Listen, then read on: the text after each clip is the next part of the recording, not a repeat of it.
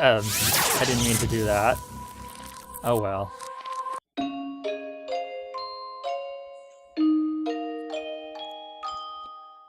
And thus, Yumi's journey with Hinata-kun had come to a close.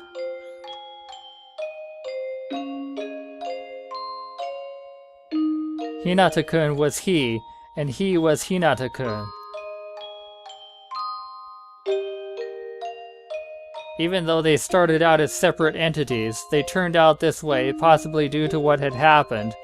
In Yumi's mind, the two had become a single, inseparable entity.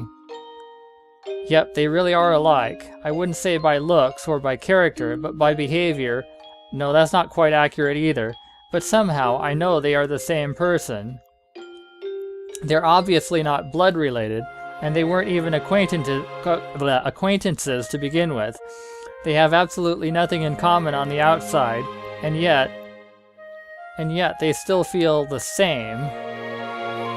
And I guess that's why they each hold an influence over each other, like twins do, and perhaps they even share similar fates. Which reminds me, in social studies, the teachers would often say that history repeats itself, that fools who do not learn from history are doomed to repeat it. But if each of those fools throughout history were actually the very same fool, wouldn't this be an obvious observation? Are he and Hinata-kun soul twins? Reflections of the same soul? It was only a passing thought, but I do recall thinking that they might be like mirror images of each other, but with the same soul.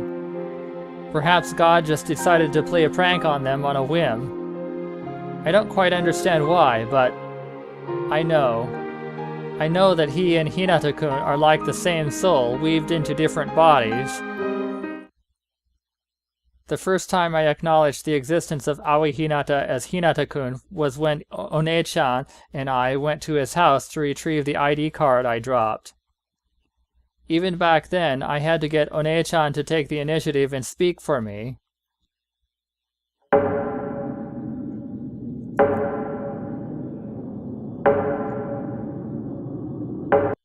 あなた、1年1組の青井ひなたくんに間違いないわね。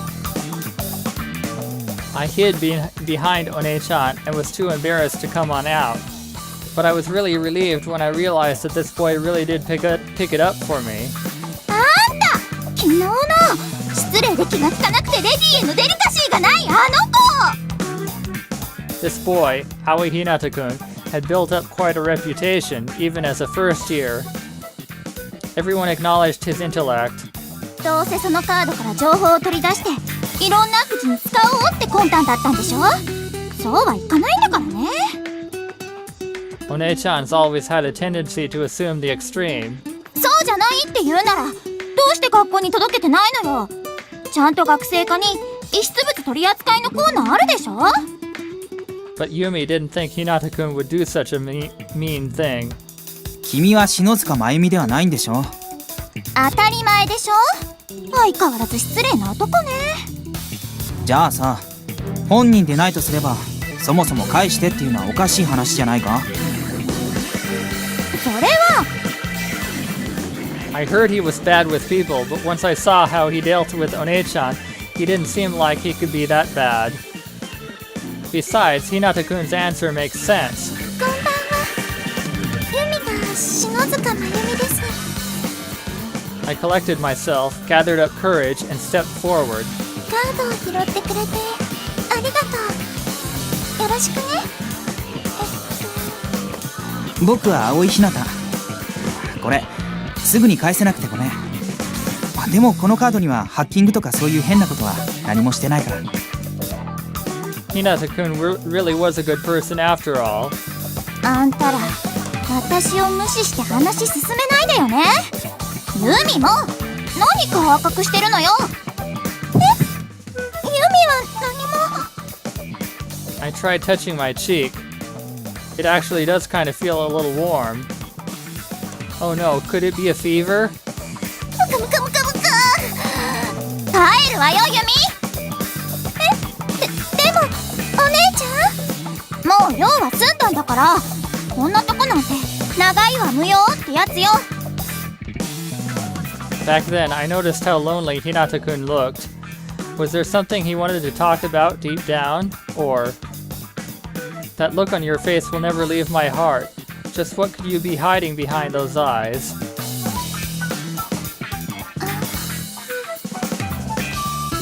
It's hard to tell with his head hanging low, but that's Hinata-kun.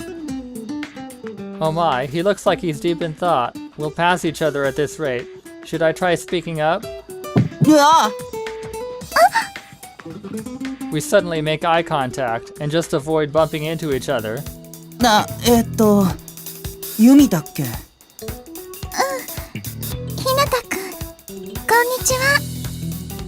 He remembered my name. ああ、こんにちは。 With those words, Hinata-kun stares off into space again, as if they're in body but not in spirit. That kind of makes Yumi feel all sad and lonely inside. ユミの勘違いだったらごめんなさい。何？ひなたくん、なんか難しいこと考えてるみたいだったから。そうだ。いきなりでなんだけど、フランツ・カフカの代表作って知ってる？カフカ。いろいろあるけど、代表作って言ったら、やっぱり変身かな。変身？他にも城とか審判とか。城、変身、審判。Hinata-kun quickly counts on his fingers. 4文字で3文字目がシュワルツシルトに合わないといけないわけだろ。だから変身だ。そうだありがとうユミ。You know, this is the first time we've seen him smile. I just noticed that. The world starts spinning. All that remains still are Hinata-kun and Yumi, with Yumi's hands in Hinata-kun's. よかったよ。ほんとここ数日悩んでたんだ。ユミってよくこういう難しい文学とか読んでるの？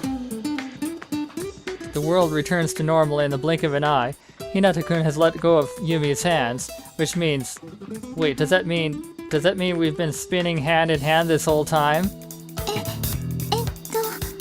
文学作品ですか？はい。文庫本ですけど好きですよ。でも、どうしたんですか？ Oh, that's it. Yumi and Hinata were spinning together. Like it was some sort of folk dance. 実はクロスワードパズルの回答を探しててね。クロスワード、もしかしてそれってひなたくんの趣味だったりします？時間つぶしってとこかな。 Hinata-kun breaks out into another lonely smile. A lonely smile? What gives me that impression? ただクロスワードは必要な情報が揃えば必ず解けるから、そこがいいのかもしれない。必ず解ける。もう授業始めるね。そうだね。それじゃあユミ、またね。本当にありがとう。バイバイ、ひなたくん。I quietly wave goodbye, and then I reflectively glance at my risen, waving hand. Ah, this is the hand that had just held Hinata-kun's hand. I can talk casually with Hinata-kun, even though I don't know him that well. Why is that? Maybe he feels the same as me? Is it really that important to find the answer? There's never really a single answer in the books I read. Each book has as many answers as it does readers. I want Hinata-kun to know that. あんたね、それは恋っていうの。そうなのかな？そうなの。この私が言うんだから間違いない。そうに決まった。まったく、ユミっってばもうどうしてこう私に似ないで取ろんのかしら。 You lost me. Well, that's okay. でねお姉ちゃん、この縦の鍵なんだけど、だから相手の趣味にまで手を出すようになっちゃもうパーフェクに手遅れの恋なんだってば。 Wait. Superfectly? But Yumi just wanted to get a little closer to Hinata-kun's heart. Does wanting to know someone necessarily mean having a crush on them? Yumi doesn't really get boys. Come to think of it, aside from Hinata-kun, the only boy around Yumi is Kosuke-kun. Speaking of which, we had this conversation with him earlier. なんだって？遊園地に行ったことがない？行こう行こうとはいつも言ってたんだけど、なかなかそんな暇なかったしね。 One-chan's fibbing. The truth is that Dad died when we were little, so we never had a chance to go as a whole family. なあ、それじゃあ今度一緒に行かないか？コウスケくんと？一度くらいは体験しておくべきだろ。高校生にもなって遊園地も知らないんじゃ悲しすぎるぜ。そんな、なんであんたなんかと。ユミ行きたい。あんたは黙ってなさいよ。なんでこんな時だけポンポン話を進めちゃうのよ。あ、なんだ、予定でも詰まってるのか？それはもうキツキツに決まってるじゃない。女子高生といえばほら、いろいろと忙しいのよ。え、そうなの？だからあんたはね。 One-chan's face stiffens for some reason. Not understanding the situation, Yumi looks to Kosuke-kun. おいおい、なんか訳ありなのか？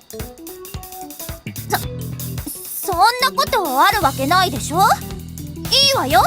コウスケが泣いて頼むって言うなら一緒に行ってあげても。あ、いや、本当に嫌なら無理しなくてもいいよ。バッカじゃないの？別に嫌だなんて誰も言ってないでしょ。言うにこと書いてバカとはなんだこのサミゾウ。せっかくおごってやろうって思ってたのに。そんなの私に恥をかかせたんだからおごるぐらいが当然でしょ。まったく男ってどうしてこうデリカシーがないのかしら。何よ。お姉ちゃんもコウスケくんもその辺で。あ、ごめんユミ。なんだ？いいわよ。仕方ないから付き合ってあげる。もし私が断ったりしたら寂しさのあまりコウスケ死んじゃいそうだもんね。どこぞのウサギさんかよ。まあそっちが行くって言うなら俺は依存ないわけだし。ユミは。え、まさか行けないの？さっき行きたいって言ったよね。コウスケが全部おごってくれるって言うんだから行かない手はないわよね。全部？なに？さっきの発言はどういうつもりなの？まさか女の子2人誘っておいて1人分しかおごらないって腹じゃないんでしょうね。いや、そんなことは。だったら何なのよ。ユミはちゃんと。分かった分かった。俺も男だ。俺が全部持つよ。よしよし、そういうことだからユミも一緒に行きましょう。大丈夫？コウスケくん。大丈夫大丈夫。こいつは頑丈にできてるんだからこのくらいの痛手なんてなんともないわよ。ね、コウスケ。ユーミンは凶暴な姉と違って優しいよな。少しはユーミンを見習えよサミゾウ。ムカムカムカ。私のどこが凶暴だっていうのよ。One-chan says that and starts tugging at Kosuke-kun's mouth with her hands.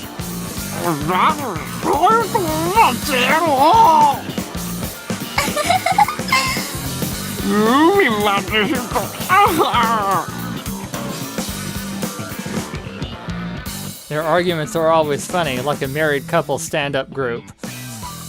One-chan lashes out at pretty much everyone, but Kosuke-kun's the only one she really gets physical with. Huh? A married couple stand-up group? Then, could the feelings I have for Hinata-kun be the same as what One-chan feels for Kosuke-kun? Yumi doesn't really know, but One-chan called it a crush, right? Maybe Kosuke-kun likes someone too. What's the feeling Yumi feels for he? During our confrontation with he, One-chan stubbornly kept on attacking, and when her biocomputer took serious damage, it was a huge shock to Yumi. While One-chan was away for her maintenance procedures, Yumi studied up on he on her own. There were probably plenty of chances to do so beforehand, but it kind of felt like it would be betraying One-chan to do so while she was around. But I wanted to learn he's motivation no matter what. If I could only understand what moves him, we could avoid conflict and I could repay him for what he's done for me in the past.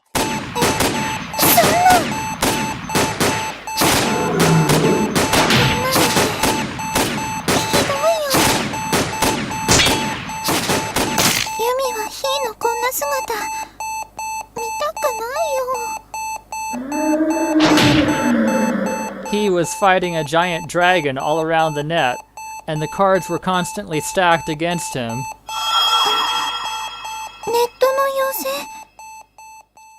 For some reason, Lem-chan appeared behind him. She might be able to tell me something, but... Konnichiwa. Yumi ga Yumiって言います。ヒーのことを教えてほしいの。 You could barely call that a conversation. That's why all the information I'd gathered so far was fragmented, and none of it verifiable. But he is surely fighting to protect the world. In the end, even after One-chan had returned, Yumi missed her chance to tell the others about her deduction. But that's just a coward's excuse. If I had only told the others, we might have been able to avoid that tragedy. It was the overwhelming guilt from this failure that led me to start working in the guise of One-sama.